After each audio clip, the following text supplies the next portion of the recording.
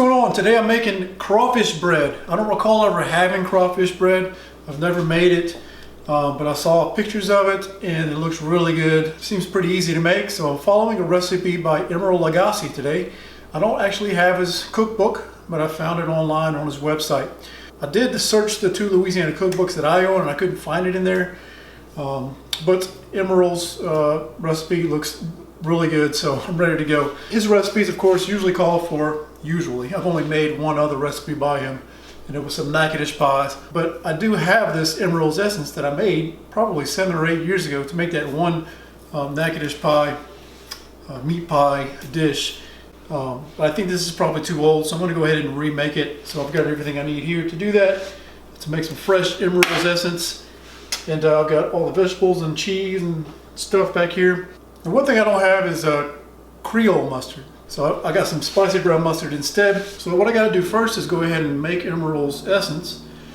Get the vegetables chopped, grate the cheese, and get ready to go. And then I'll meet you over here at the stove when I'm ready.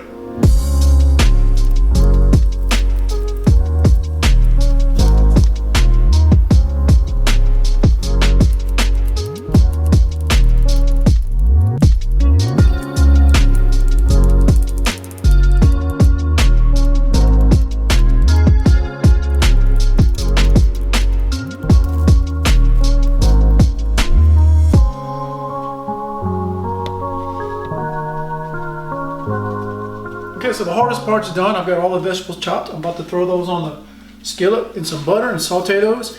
And then we'll begin adding everything else and make the cheesy crawfish sauce that we can put on the bread. All right, go ahead and put the butter in there. Let it melt.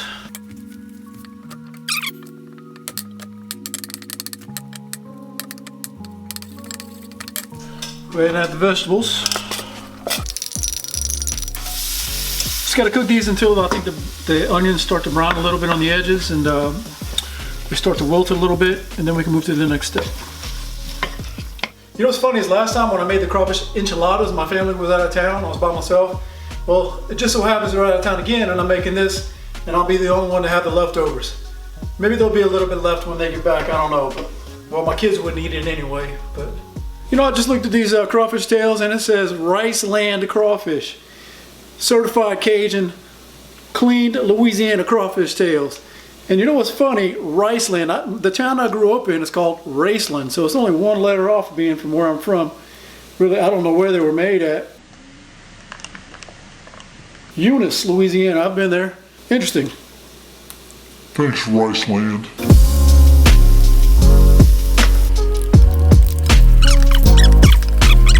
You know, I mentioned the crawfish tails.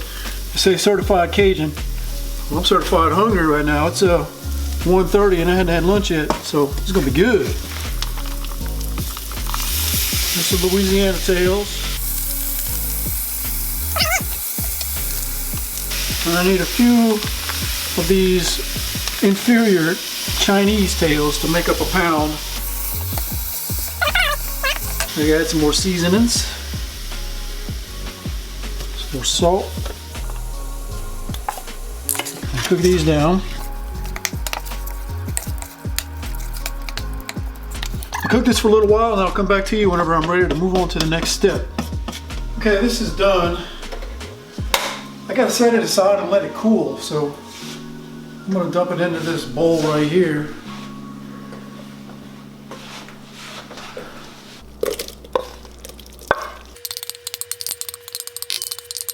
I gotta add the green peppers, mix those in, and then let this sit until it cools off. I'm gonna keep stirring it so it'll cool off faster, but once I come back, I'm gonna mix in the cheese, the mayo, mustard, and then we'll be ready to put it on the French bread and put it in the oven. Can't wait.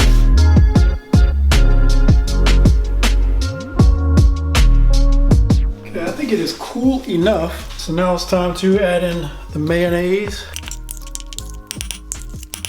and the mustard. Go ahead and put the cheese in. All right, I got the bread laid out. I'm just gonna spread it out over the bread on the bottom half. Man, look at that. That looks so stinking good. We'll cover every single inch.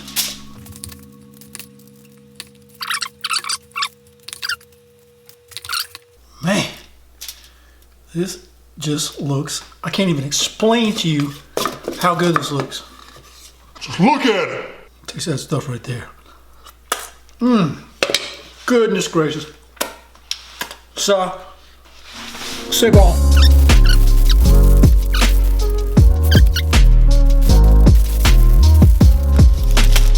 Now I gotta put it in the oven. It's already preheated to 350.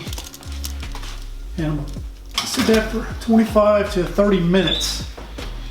And then I'll pull it out and then we can taste it. All right, the timer's gone off and it's ready to take out, so let's go ahead and do it. Yeah. And get one off. Let's open it up. Oh man, that looks really good. Go ahead and cut a piece.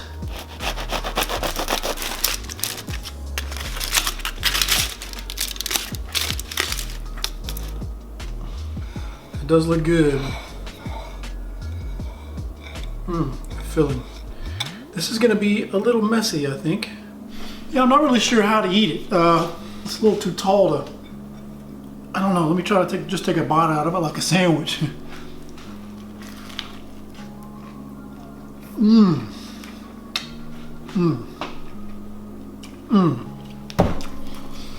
That is good though. Goodness gracious. That's very good. I gotta get a napkin.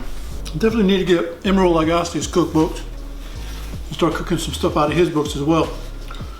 This is really good, and it was really quite easy to make. Just the longest thing was to cut up the vegetables and everything. Really didn't take much to get this thing done, so pretty easy overall, I would say. And very, very good. Thanks for watching. Thanks for checking it again. I'm planning on making more, so hit subscribe if you want to, and hit the like button, and I'll see you next time, all right? Bye. Just to follow up, I ended up eating the whole one.